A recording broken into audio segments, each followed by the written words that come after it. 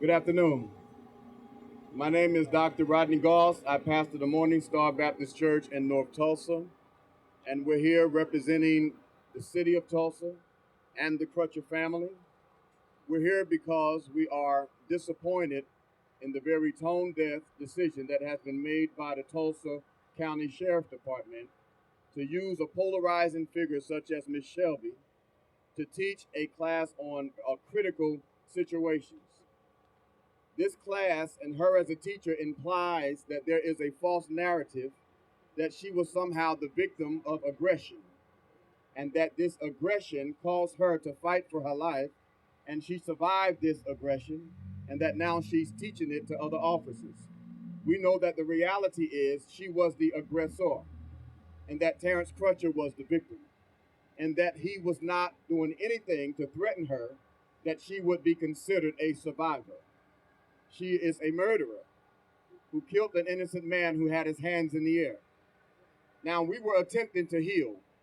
We were trying and working very patiently along with all the powers that be to try to destroy this systemic system that somehow seems to oppress a certain people in a certain geographical place. And in this situation, we thought that we would be patient, that we would use sound judgment, and that we would work on behalf of all the constituents of Tulsa, not just North Tulsa, but Tulsa in general, to show that we can work to make things better. The more we do, the more it seems that's done unto us. Every time someone lets us in the game, they change the rules. It is insensitive.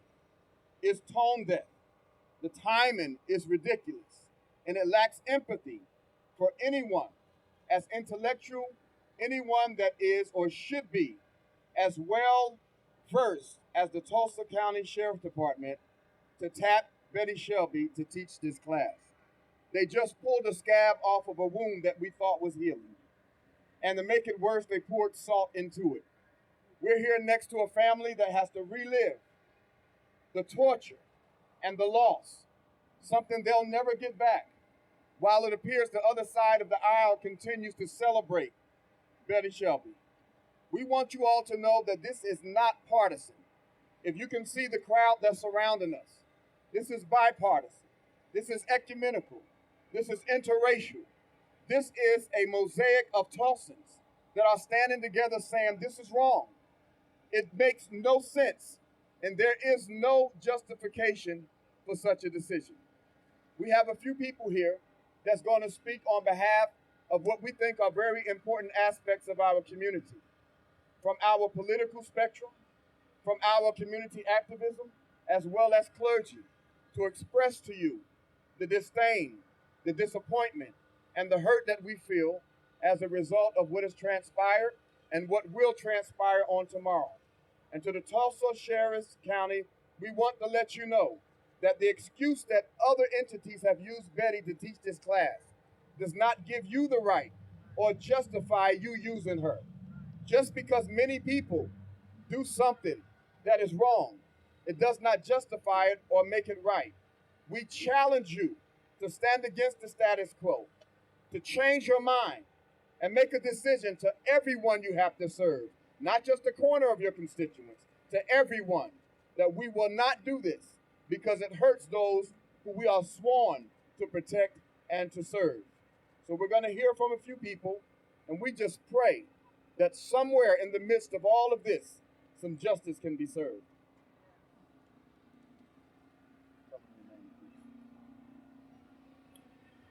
My name is Chris Moore. I am the pastor of Fellowship Congregational United Church of Christ.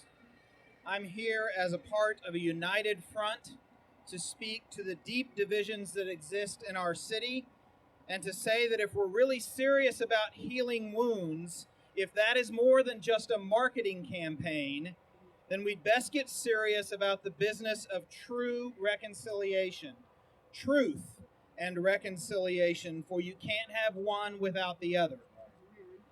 Yes, training for law enforcement is desperately needed, but if you do tone-deaf things like this, getting a former cop acquitted in a high-profile, controversial verdict created with her own actions, then no amount of training is possibly going to rebuild broken relationships between law enforcement and portions of our community. If decision makers don't see this problem, they might as well throw community policing out the window. And frankly, I cannot understand how they do not see this problem. Many in this group have met with you. We have sat on councils and advisory committees and held emergency meetings telling you exactly what the issues are, and the only thing I can conclude is that people are not listening.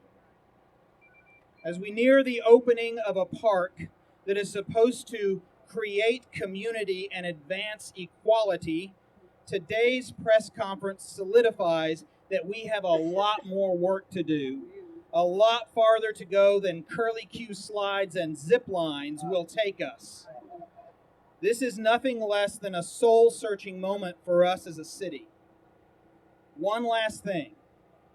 If you are out there listening to this and you look like me, you may think this is making a mountain out of a molehill, and that would be because you don't live on the mountain. If you don't see how this is yet another slap in the face to a community whose faces are sore and bruised, then you need to get out more. Make some genuine efforts to get out of your bubble and listen to voices of people who are not exactly like you, and then be willing to change. I join with my friends and colleagues, everyone gathered here, in demanding that at bare minimum, the Tulsa County Sheriff's Office find another person to teach this course. Yeah. Thank you. Yeah. Dan, Betty. Good afternoon. My name is Nate Morris. I'm an educator in this community, and I am astonished that we have to be here today. I want to start by thanking Pastor Goss, Dr. Tiffany Crutcher, the entire Crutcher family, thank you, and Councilwoman Vanessa Hall Harper for her tireless work in this community. I'm inspired by all of your work and the work that you do each and every day, and I'm honored to have the opportunity to be a part of it. I want to echo what Chris just said. White people, I'm going to tell you this from the beginning. Our responsibility to step up is as real and as great as it has ever been. There is no excuse for passivity. To be silent right now is to be complicit. Systems of oppression, says Glenn Martin, are durable. They tend to reinvent themselves, and they do it right under our nose. In May of 1921, just blocks from where we are standing, mobs of Klansmen and armed officers bombed and burned and destroyed Greenwood, the most preeminent black community in America. The residents of Greenwood were given no restitution. Instead, those in power blocked the community's efforts to rebuild and later renamed much of that district after the very man who helped to organize the massacre. Standing here in this spot today, it is so clear how durable that system is, how it has reinvented itself and done so right under our noses. On September 16th, 2016, during a routine traffic stop, Officer Betty Shelby shot and killed Terence Crutcher. He was unarmed. His hands were in the air, yet he was deemed to be a bad dude on sight and was rendered no aid after being shot. He bled to death in the middle of 36th Street. A son, a brother, a father, a community member, a human being, gone without reason. In May of 2017, 96 years after Greenwood was burned, Betty Shelby walked out of the building behind me a free woman. She escaped her manslaughter charges, while the Crutcher family and this community grieved another night of injustice. She celebrated at the Penthouse Bar in the Mayo with a glass of champagne. As the Crutcher family began a long and arduous ongoing legal battle for financial support for Terence's children, the city paid Shelby back pay and covered her legal fees. Even after jurors stated that she should never be a patrol officer again, the Fraternal Order of Police supported her efforts to find a job in another county, and she is now a reserve deputy in Rogers County. And tomorrow, while this community still pleads for policing reform week after week, Betty Shelby, who killed an unarmed man with his hands in the air, who was charged with manslaughter, who is on video gleefully ordering a drink after her acquittal, this Betty Shelby is now leading a training course for law enforcement officers here in our city called Surviving a Critical Incident, sponsored by CLEAT and the Tulsa County Sheriff's Office. I want to just hammer that point home for a second. To parents in this city, tomorrow, a person who killed an unarmed man with his hands raised in surrender because she was tricked into being scared by her own implicit biases, a person who was charged with manslaughter, will be training many of the officers in our city who are tasked with protecting our children and our families. That is the reinvented system, and it will continue reinventing itself, continue ripping loved ones away, unless and until we stop it. So we're here, no longer with recommendations, but with demands. We're here for our kids, we're here for our city, we're here to dismantle this system before it claims the life of one more innocent Tulsan. We're calling on our leaders to hold open hearings on the Tulsa equality indicators, which show that our Black friends and family, our Black children, are 2 to 3 times more likely to be arrested and face use of force by law enforcement in Tulsa. We are calling on our leaders to immediately begin implementing 6 simple but profoundly critical research-based reforms endorsed by the NAACP Legal Defense Fund. Revise TPD policies to emphasize de-escalation and alternatives to arrest when appropriate. Require external, independent investigations of use of force incidents by law enforcement, resulting in death or injury and in-custody deaths. Create and publicize clear and transparent use of force policies. Establish a serious incident review board comprised of sworn staff and community members to review serious officer-involved incidents. Partner with national organizations to help index officers whose licenses or certifications have been revoked, and retain a nationally recognized police department implicit bias trainer with community input.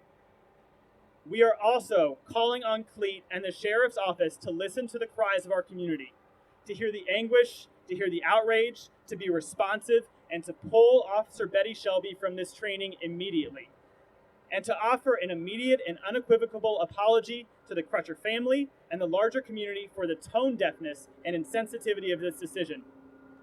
Make absolutely no mistake, the eyes of the nation are on Tulsa right now. And we are angry, but we remain hopeful. And our hands remain extended to this city and its leaders. We are here to build a better Tulsa, a more unified Tulsa. We are here to tear that reinvented system down brick by brick and build it into something new. We are here to save lives. James Baldwin reminds us that the world is before you, and you need not take it or leave it as it was when you came in. Joey and Leanna, Tiffany, the entire Crutcher family, thank you for your power and your strength in leading our city toward a better future. We are with you.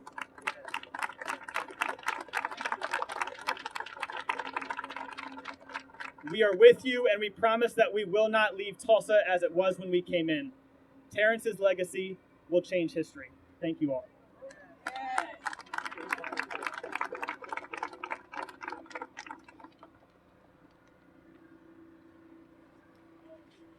Thank you all for coming out this afternoon. The Tulsa County Sheriff's Office decision to have Betty Shelby teach a law enforcement class on surviving a critical incident is disheartening and a cruel reality that we as African Americans face every day. Betty Shelby is the officer who killed Terence Crutcher, an unarmed, big bad dude, as they said. Research has shown that African Americans have poorer health and more mental health challenges due to the stress related directly and indirectly to circumstances involving law enforcement. Tulsa, we have a problem. Tulsa admits that we have a problem. The City of Tulsa equality indicators stated that African Americans are twice as likely to be racially profiled, and that African Americans are 5 times as likely to be victims of officer use by force of law enforcement. History is repeating itself.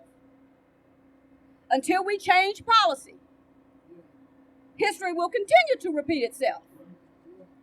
The system as it stands is not for our betterment as Black people. And the only way to fix it is to change the policies that exist concerning law enforcement. Thomas Jefferson said, and I'm wearing the shirt of this quote, when injustice becomes law, resistance becomes duty. Let me say that again. When injustice becomes law, resistance becomes duty. I am standing here today in resistance. It is my duty. It is my duty to create a space where the community and law enforcement can work on having a better relationship within the communities that they serve. It is my duty to attend community policing conferences, even when I am denied travel costs by my fellow city councilors. It is my duty to ensure that police have better training. It is my duty to challenge ineffective policy regarding law enforcement. It is my duty to stand here today and say, I disapprove of the decision to have Betty Shelby teach a law enforcement class on surviving a critical incident because it is hurtful, it is disrespectful to my community and to the Crutcher family, and it is intentionally divisive. We all have a duty here today, and I hope you understand what that duty is and what you will do about it. Thank you.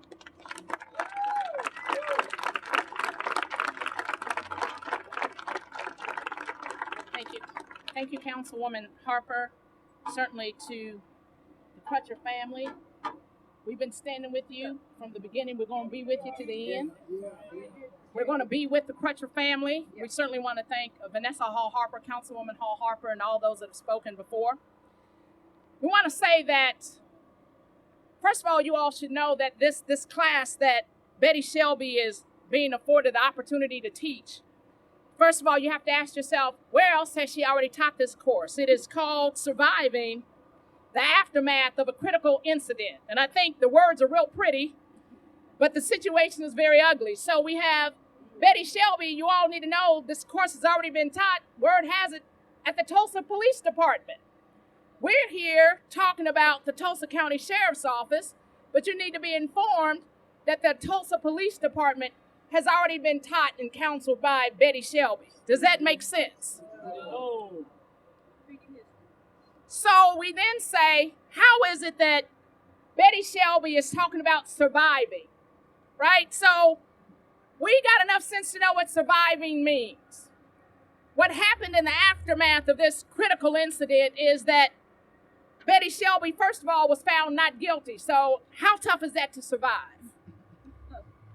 Next, Betty Shelby got a job back in Rogers County because somebody thought she was fit to continue to protect and serve, and that was not a good decision. So how difficult is that to survive? How difficult is it to survive that you got your back pay? And guess what? Is it difficult to survive that your record was expunged? That's the question. Is it difficult to survive that your record was expunged? No. So she has a course title, Surviving the Aftermath of a Critical Incident. So if you look up aftermath, that's something that happens after some occurrence. We feel that she created the incident. Yet she gets to skip to the head of the class after she failed the test, and she gets to become a teacher. How much sense does that make? None at all. So I would think better that maybe she should try to be contemplating the before math. That's also a word. You know, aftermath, that's after something happens. What about the before math, right? The before math is 1 minus 1 is 0. So Betty Shelby killed Terence Crutcher, and he is no longer here. When we talk about surviving the aftermath, who is concerned about the aftermath that the Crutchers are having to deal with? Who can explain the pain that Tiffany and his family and his children have to deal with? Who's going to be that teacher? So what I'm saying is that how upset Shelby, who, on all accounts, while she was found not guilty in the court of public opinion, she's still guilty and forever will be guilty. And then we say that had she not stopped that day for a car that was stopped in the road, for a man who had not committed any crime, this never would have happened. So what kind of protocol, what kind of best practices was Betty Shelby following on that day? What about the man who committed no crime and he had his hands up in the air, and way up in the air there was a helicopter that said, "This is a big bad dude"? So then that was prejudging, right? So if you think that's going on up in the air, what was going on the ground? And then, while one officer chose to tase Terence, Betty Shelby chose to put a bullet in his lung. And then he bled out on the street and nobody offered medical assistance for a long time. All kind of protocol, all kind of best practices were not followed on that day. And then it gets me when somebody says, well, perhaps there was a gun in the vehicle. It was Betty Shelby, don't forget, that had gone inside the vehicle and searched it. Okay? And then she's able to say to the masses, well, I thought he had a gun. Well, what kind of officer are you if you search the vehicle and then you get to use as your excuse, I thought he had a gun in the vehicle? Yet, she's going to be the teacher. And when I talk to the sheriff's department and they say, well, perhaps, Regina, this can be a teachable moment. Well, we're saying then you need to get another teacher. You got to get another teacher. Because Betty Shelby, you know, she had her 60 minutes. And I remember when she said, I'd rather be tried by 12 than carried by 6. And Terence Crutcher didn't get an opportunity to make that statement. Terence Crutcher didn't get an opportunity to talk about the aftermath, right? Perhaps he had survived the taser, but no, it was a bullet that took his life. So we're talking about a man and a family that's still grieving and still in the midst of their pain. And those folks are talking about there's a scab on the wound. There's no scab here because there's been no healing. Be very clear, there has been no healing in this community. And I would say if we're going to be one Tulsa, let's have some truth tellers and some truth listeners. Please. Truth tellers and truth listeners. If you all are teaching this course, and guess what, for your CLEAT certification, this is one of your classes to maintain your CLEAT certification. That's major, you guys. Those are supposed to be our best practices. How are we going to talk about community policing in this city if you've got agencies that care nothing about the hurt and the harm that's been done to this family and the life that was taken by a woman who was, on that particular day, they say she panicked, perhaps. But how in the world can her panic be responsible for their peace? How can her panic be responsible for our peace because she made a decision to shoot somebody to death? There's no excuse. There's no rationale for somebody to say, well, Betty Shelby didn't pass the test, but she gets to be the teacher. And then they say, well, if you guys maybe have a rally, you're going to be divisive. Let's all just be one Tulsa and let's just all get along.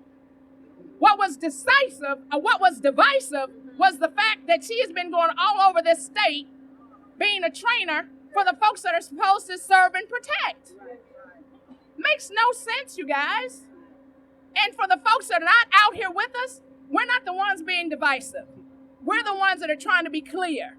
We're the ones trying to continue to be peaceful because the Crutchers have set that example. And they continue to tell us to be peaceful. So this is what peace looks like.